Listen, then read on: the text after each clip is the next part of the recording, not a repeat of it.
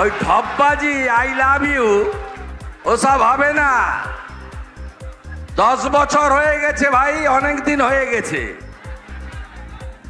অনেক দিন হয়ে গেছে, তোমার ঢপবাজি হয়ে গেছে অনেক দিন।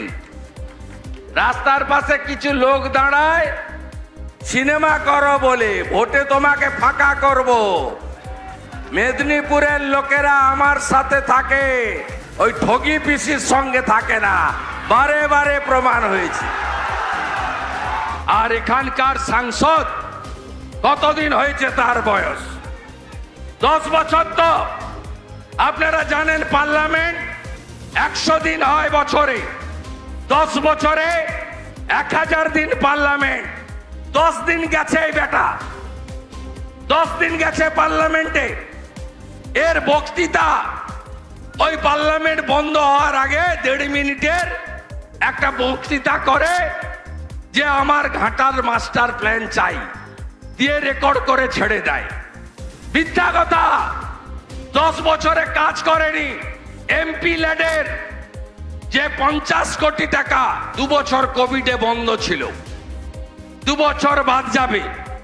40 কোটি টাকা, তার আগে 3 কোটি ছিল, আর একটু হয়তো কম হবে, 36-37 কোটি টাকা ইনি পেয়েছেন। আপনি শুনে রাখুন, 8% করে কমিশন খেয়েছে এই সাংসদের প্রতিনিধিরা।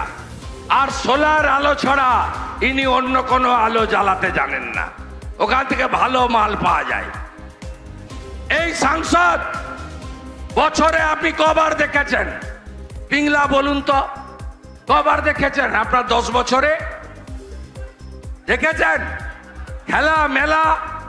দেখেছেন কোনদিন? দেখেছেন? খুব বেশি জল উঠলে উনি ঘাটালে আসেন, ছাত্রী নিয়ে, সিপাহী নিয়ে। কেন আসেন? ছবি তুলতে আসেন, তু খিঁচ মেরি ফটো।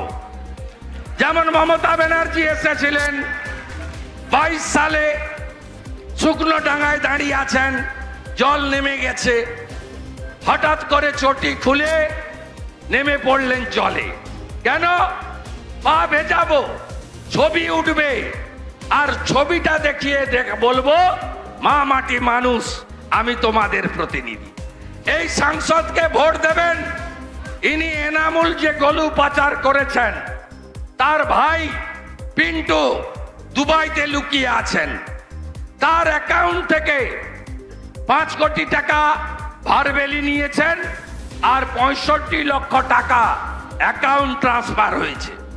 একটা টিভি চ্যানেলে বলছিলেন ইন্টারভিউতে, আমি তো জানি না কিসের টাকা, আমি তো 1 বছর পরে ফেরত দিয়েছি। আপনার ঘর থেকে আমি চুরি করব, আপনার হার আংটি চুরি করব, আপনার গরু খুলে নিয়ে পালাবো, যখন বিপদে পড়বো বলবো তুমি তোমার এই 1.5 ভরির হারটা ফেরত নাও। এটা হয় কোনোদিন দেশে? আপনাদের ঘাটাল বিদ্যাসাগরের জেলা, এখানে সবাই প্রণাম করতে আসে।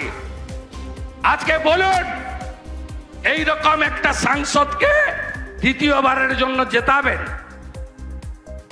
কিছু মিডিয়া চ্যানেল একটা বিড়ালকে বাঘ করে দেখাচ্ছে।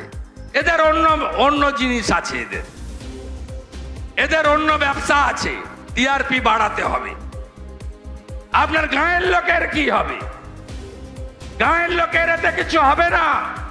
আর আমি বলছি, প্রার্থী হিরণ যেমন, প্রার্থী শুভেন্দু অধিকারীও তেমন। দীপক অধিকারীকে হারাতে হবে। শুভেন্দু অধিকারী চাইছে, দিবেন? হ্যাঁ কি না বলুন, হ্যাঁ কি না বলুন, হ্যাঁ কি না বলুন। আমি কাঁথি তমলুক যেমন দেখি, আপনাদের যদি হিরণকে জেতান, আমি ঘাটালও দেখব, ঘাটাল আমি দেখব। সাংসদ কার্যালয় হবে ডেবরাতে। এই কার্যালয়ে শুভেন্দু অধিকারীকে মাসে অন্তত 2 বার পাবেন, বেশি পাবেন তা কম নয়। মেডিকেল অ্যাসিস্ট্যান্ট, নানা সুযোগ সুবিধা, মানুষের যা দরকার ছোট থেকে বড় আমি দেব। যেমন তমলুকে, কাঁথিতে আমি কি করি আপনারা খবর নেবেন, আমাকে দেবেন, নাই দক্ষিণ কলকাতায় থাকা ঠগি পিসি আর তার ভাইপোকে দেবেন? ঠিক করুন। মেদিনীপুর, মেদিনীপুরকে কথা দিতে হবে, আমাকে দেবেন। কথা দিচ্ছেন তো? দিচ্ছেন তো কথা? দিচ্ছেন তো? দিচ্ছেন কথা? আমাদের ভিডিও ভালো লাগলে লাইক এবং শেয়ার করুন।